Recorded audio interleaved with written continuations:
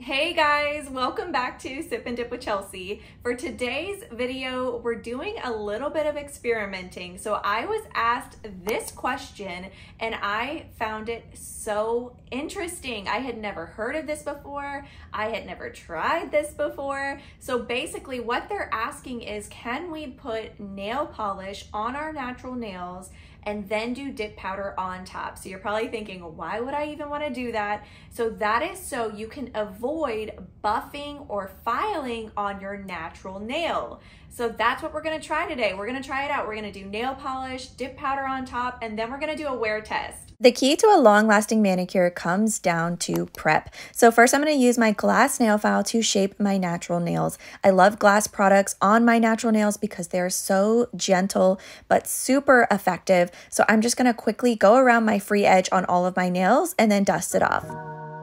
Next, I have my holy grail product, which is a glass cuticle pusher. So we are going to go around all up here on our nail plate and gently push it back. So we're removing anything that might be stuck on our nail plate that could cause a lifting issue. So you're probably thinking, wow, this looks super familiar to dip powder prep. And you're right. We want to make sure we don't have anything on our natural nail, even if it's just for nail polish. So once I make one pass all the way through, then I like to go all the way back to the other side again and do small little swirls, just making sure I don't feel anything stuck right here on my nail plate. Then I'm going to flip the cuticle pusher over and use the other side once I'm done and clean it all out. If there was ever one product that I could suggest for someone with a lifting issue or anything for prep related, it would be this product right here. So I am going to go follow these same steps on my other nails. And here's the beautiful thing, you guys, about this little experiment we're doing. We do not have to buff our natural nails because we're putting nail polish on top and not dip powder. Next, with my dehydrator, I'm going to apply a layer of this to each of the nails. This is going to cleanse them of any oils or anything that might be on the nail plate before we get started. All right, now our nails are prepped and ready. So I purchased this Essie Smooth E base coat for today's video. I thought it was really intriguing. I thought it was going to be great on top of dip powder as well for any ridges. So we're going to test it out today. I'm going to remove that excess on my brush. Love that these are rounded brushes. And then I'm going to apply a very thin layer of this on my natural nails and let it dry. Basically, nail polish base coats will help prevent any staining on your natural nails. It's going to help the nail polish adhere better, last longer, apply evenly. So those are all great reasons to use a base coat. So I just want to show you, I went through and finished all of my nails. You can see my thumb is still wet, but by the time I got to my thumb, the other ones were already dry. Here's the polish I'll be using also from Essie. It is a gorgeous light muted lavender shade. So first I'm going to remove the excess product on my brush because we want to make sure we're doing thin layers. So I'm just going to do a simple nail polish application, just making sure I'm not getting this on my skin and doing thin, even strokes. So please, y'all, do not judge me on my nail polish application because I have not played with nail polish in years. So thankfully, you guys don't come here for nail polish advice because you would be so disappointed. So just do a basic nail polish application over top of your base coat, and then of course, make sure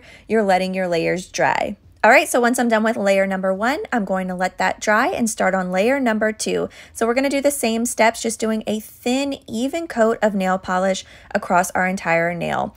Now, don't worry if it doesn't look perfect around your skin and your cuticle area because I'm going to show you a little trick on cleaning it up. Again, this is a judgment-free zone right now while I perform this little nail polish experiment because man, nail polish will really humble you. So we're going to let this layer dry, and then here's how we're going to clean it. So I have this angled art brush from Maniology. I've seen so many nail polish gurus who love and use this technique. I don't know if that's what this brush is for, but we're going to try it today. So I also put some nail polish remover, not 100% pure acetone, but just nail polish remover in this little cap. I've seen them use it also with regular rubbing alcohol. So first I'm going to just gently put my brush in here and then blot some of that excess off. So now I'm going to go around up here at my cuticle area just to give it a really crisp, clean look, make sure it's not on my skin, and have that really nice rounded effect. So now I'm going to dip back in, get some of that excess off, and do it here on my ring finger as well. It's really important before we move on to the next step that all of the polish layers are dry. I'll be using the Azure 2-in-1 Dip Powder Base and Top Coat as my base coat, Revel Nails Clear Dip Powder, and then to start, we're going to do a thin layer across the entire nail, but I want to share a tip right off the bat. Be very gentle with your brush strokes because it can leave brush stroke lines on the nail polish.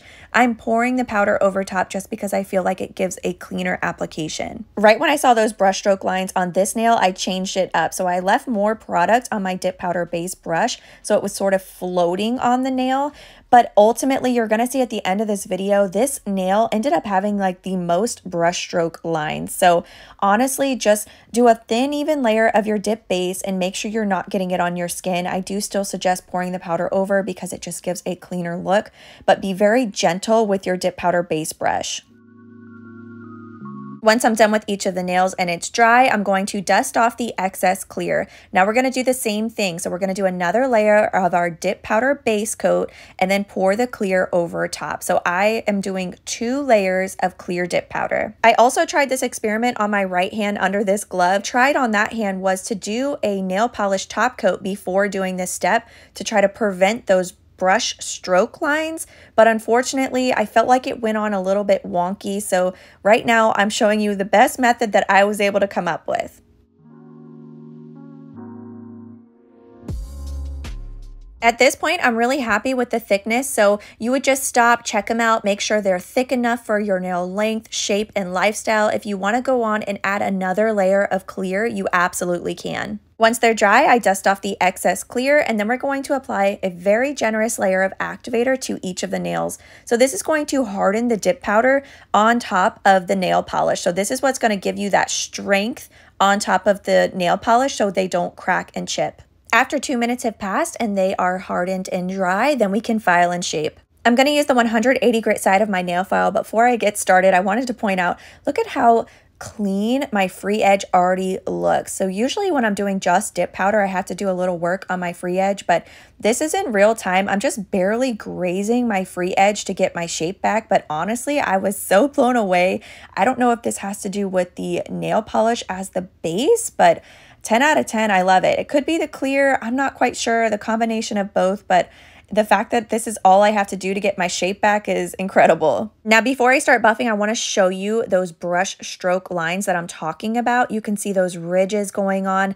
I'm not sure exactly what happened. I can only assume it has to do with the nail polish. So be very careful that the nail polish is fully dry and that you're not doing too much pressure with your dip powder base brush. Again, this is all a big experiment, so I'm going to point out the pros and cons of this. Now I'm just using my buffing block to smooth out all of the nails, and then I'm going to dust it off. All right, so I'm done with each of the nails. Here's how we're looking. Overall, I'm super impressed with the application side of things besides those brush strokes. So now we're gonna do a layer of activator again, and then let this dry for 2 minutes before we do our top coat. So by doing this, now we get to use our dip powder top coat instead of a regular nail polish top coat. So after 2 minutes have passed, then I'm going to use a dry lint-free wipe. You can also use a napkin or paper towel to rub it across the entire top surface. This just prevents any contamination of my top coat. So because this is a 2-in-1, I'm using this now as the top coat step. You would just grab your traditional dip powder top coat if that's what you have on hand. So I'm just going to do 3 quick strokes as my first layer, being careful not to get this on my skin.